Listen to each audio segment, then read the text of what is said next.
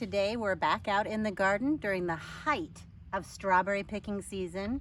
If we take a look around this particular bed, you can see we have been picking for a few weeks and it may look a little bit trampled. This is not a commercial setup here. This is my front yard. And I do have wonderful helpers who are sometimes extra enthusiastic. The good news about strawberry plants is that once the picking season is done, all of these plants will bounce right back, and where you see it looks trampled, it's going to be back to green craziness within a matter of a couple of weeks. So let's get started with the picking. This is a 1 pound container where the typical way to buy strawberries at the grocery store. We're going to pick 1 pound, but typically once the picking season gets underway, we pick about, well, it can be anywhere between 6 and 20 times that per day.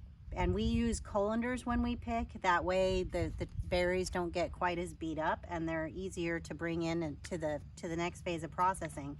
A colander, our colanders hold about 6 pounds a piece, and we pick anywhere between 1 and 4 per day once the season gets going.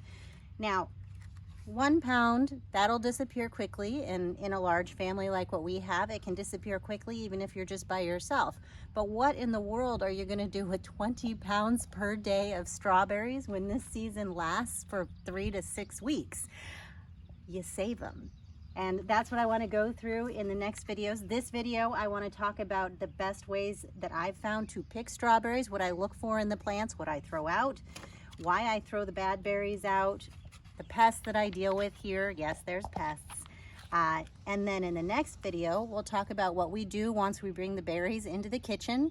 And then from there, I want to show you 3 easy ways to freeze the berries, and then 4 ways that I can them for long-term non-refrigerated storage. But this is one of my beds. I have another bed off to the other side of me. And the primary function of these berries, as I mentioned in a different video, is really ground cover. I consider them an attractive ground cover that gives me berries once a year. And that's how I treat them. It's a bit different than a strawberry farm setup. So let's take a look at these little plants. Now, the berries like to be close to the ground. And you can see right here, this is one strawberry plant. It looks like it's got 1 berry that's almost ripe. You never want to pick that because once you pick them, the berries stop ripening. And these little guys are still growing. So we'll leave this plant alone. But we come look at this one. And this is a nice, brilliant red. It means the sugars are developed, as are the antioxidants that make it turn red. So I'm going to go ahead and pick that one. And I get the hull. Sometimes when they're really ripe, the hull is the green leafy part. When they're really ripe, sometimes the hull will pop out. So that was a good berry. This one is pretty good. We'll go ahead and get that. It's also a race to get them before the slugs or moisture gets them. This one is pretty good, but I'm gonna leave this one. This berry will probably be ripe tomorrow or the day after, but I see another one within reach. Yep. And especially by the time they're resting on the ground, they're gonna ripen very quickly after that. So you don't wanna leave them for too long. Now, let's see. We had rain in the last day or so, so I'm gonna have to be, yeah, it looks like a slug took a little nibble of this one and then went along his way. I can still use that one, but that's what creates that bad spot there. I'll have to cut that out, but that's okay. It's a nice berry. Let's see. As you can see, it what looks like a lot, sometimes when you pick them up, they're not ripe. See, this side super ripe and beautiful.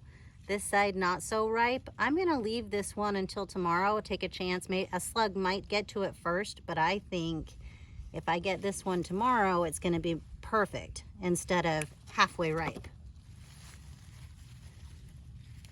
Now this one is good, lots of red. Now, I'm gonna go to my other side and we're going to look at these plants. These do not get quite as much sunlight and so they don't mature quite as quickly. So you're gonna see lots of white berries. These will not taste good if you pick them. They're still almost completely starch.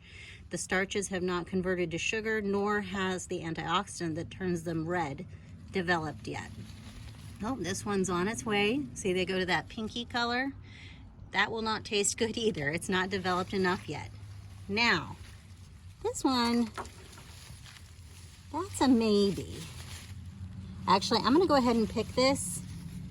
Look, I think ants have gotten into that one. You see that hole? That one, I'm gonna go ahead and pick. It's not gonna be ripe enough to be great for canning, but it's gonna attract more ants because it already has a hole in it and they've already been nibbling on it. So that one, I'm just gonna pitch it into another part of my yard. It's good for the soil. I just don't want once they start getting chewed on, they simply attract more bugs. So back to the picking, and let's see if we can get a pound here. Once I get focused on the actual picking, it does not take long. Yeah, that was pretty good. Ooh, this one's gonna be good. The downside of strawberries, unless you want to grow them vertically, which is absolutely an option if you're not worried about using them as ground cover, is that you have to get close to the ground, just like the berries. This one, there's a bad spot that I'm going to have to cut out, but it's still a pretty good berry. We'll keep that one. That one's no good. This one, nope. See, with the rain, it brings the slugs out. You see how that one got nibbled on, all kind of over? Yuck. Ah, look at that guy. That's a good berry. Now, if you do have strawberry beds, you're gonna get the hang of working your way. Oh, dadgum. Okay, let me show you this. Look at that. I do not like those guys. Again, there's lots of remedies for them. I can still use that berry. I usually just see how he nibbled that hole in there. I can still use it though. I'll cut the end off of that. I usually just try and beat the slugs and snails out and get the berries picked before it rains, or at least the ripe berries. But again, there's a lot of solutions for them. I just tend to go with getting things picked first versus the copper and everything else. Let's see. So, what you're looking for with these are heavy feeling, which means they've got a lot of water moisture in them, and bright jewel toned berries. These will have excellent flavor and they will do well for the long-term storage, and you won't have to add as much sugar to them because the sugar in the berries will be adequately sweet. And as you can see, there's a variety of sizes, and really the different sizes doesn't impact the flavor. It's the color and the texture that are going to impact the flavor. And my berries that tend to ripen faster also tend to be smaller, but they have excellent flavor and not as many seeds. So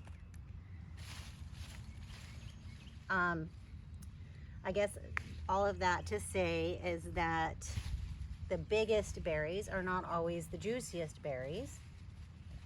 And if you're going to be using them for things like strawberry lemonade or jam, the size is not as important. Now, if you're trying to make, dipped strawberries, you're going to want really big berries. And quite frankly, the majority of the berries in my garden are not going to be great for that purpose. But the berries in my garden are excellent for jam, for strawberry syrup, for strawberry pie, for smoothies, all kinds of things. So what we're going to do, here's our pound. And I'm gonna keep picking and bring in a few more colanders, and I'm gonna show you what I do with the berries once we pick them. But here is the strawberry bed in peak season. And next we're gonna clean these and prep them for either cooking, eating, or storage.